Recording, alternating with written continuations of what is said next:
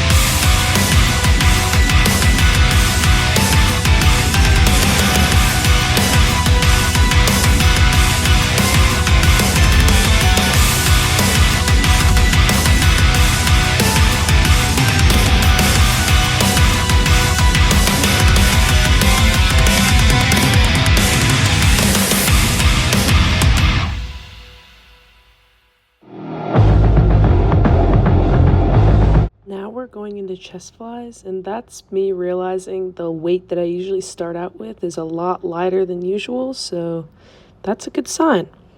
But I like to lean back, press my shoulders kind of back, and lift my pelvic bone up. So I put the chair higher than most people would, but that's just how I make sure I hit the whole entire pec. And something else I like to do with these is on my last rep, I try to go as slow back open as I possibly can.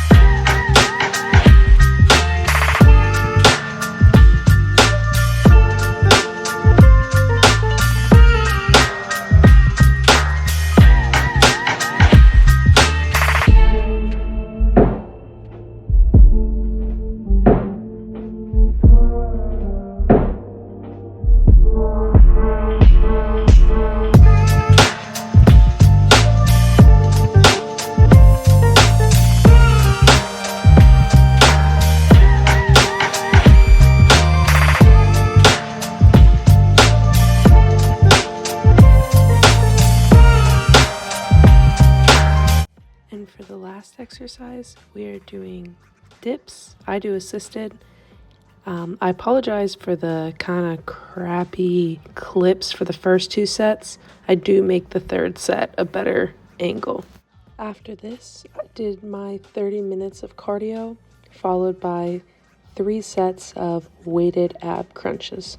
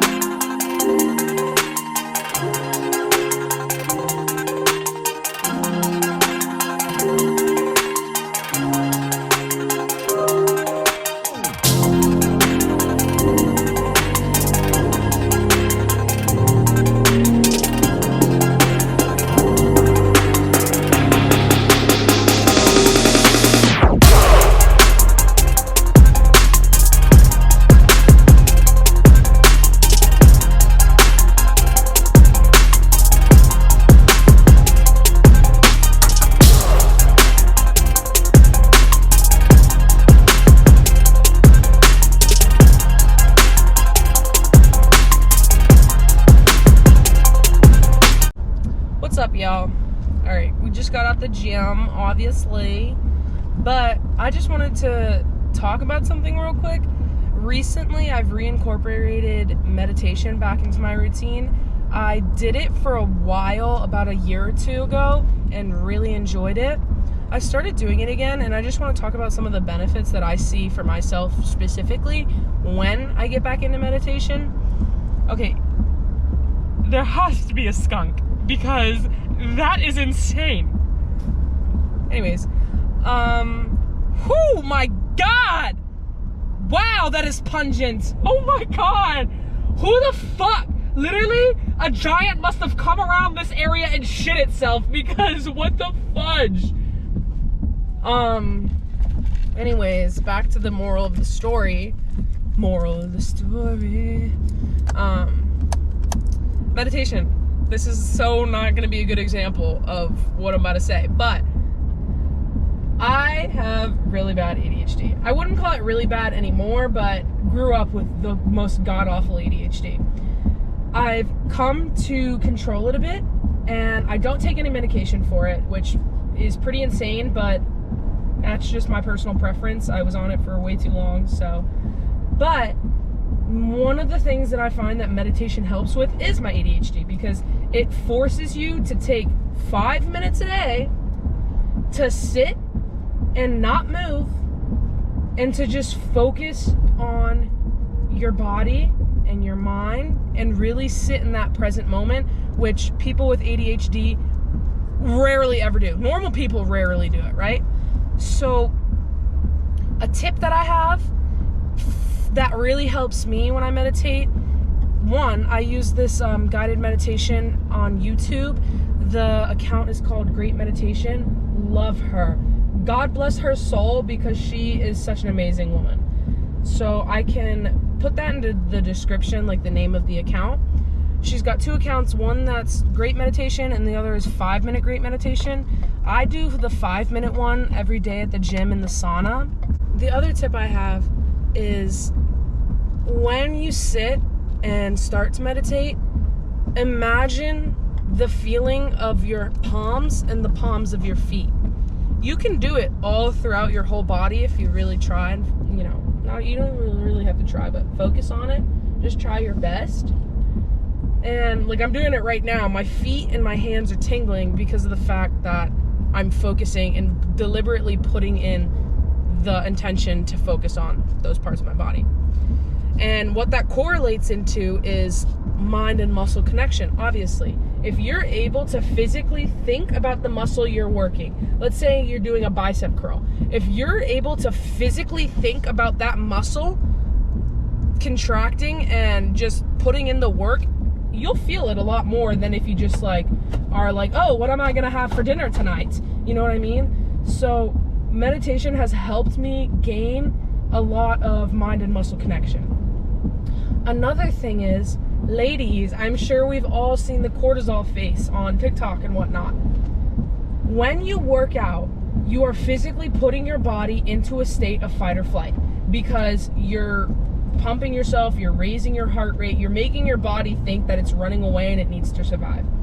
So after the workout, if you continue to run with the rest of the day on that kind of set, or I wouldn't call it a mentality, but run with that kind of bodily expression the rest of the day, I'll say, you're gonna be more stressed at the end of the night.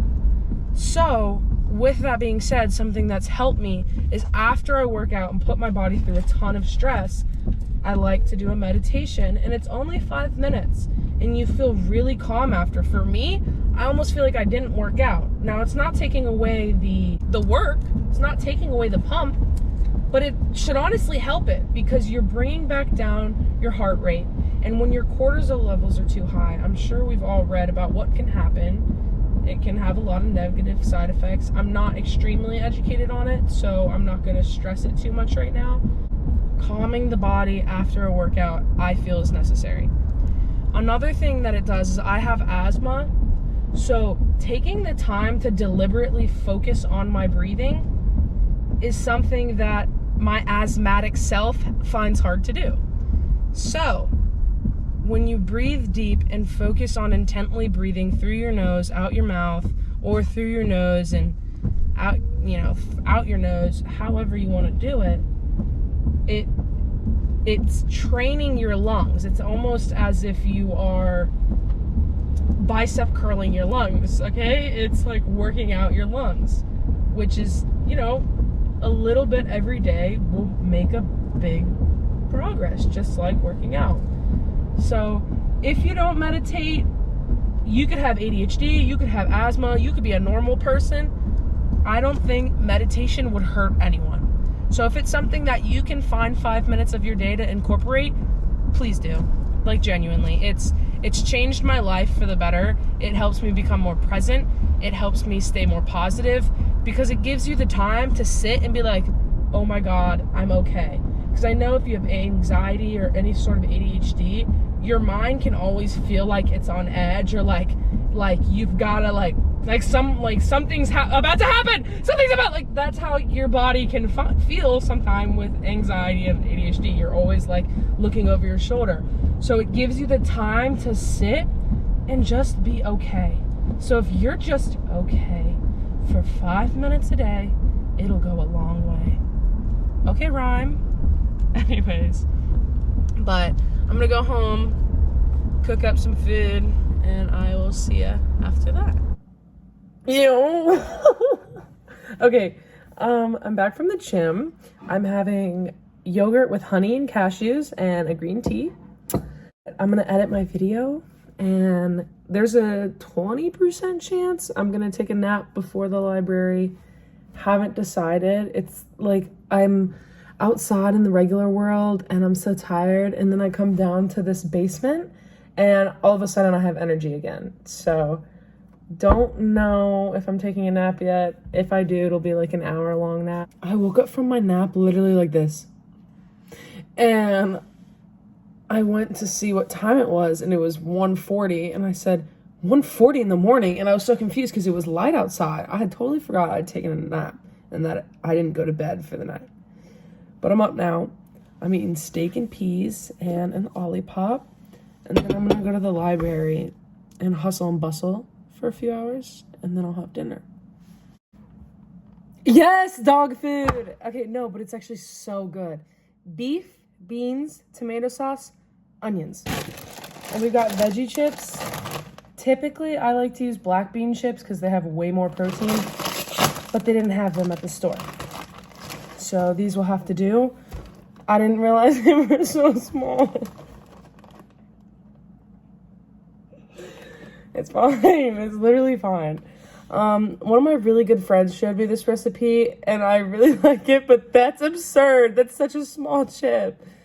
Anyways, after this, I'm gonna have a peanut butter protein bar, like, not protein bar, protein ball, and not that it really matters, and probably a glass of milk, and then I'm gonna go to bed, because I'm exhausted, so I will see you tomorrow.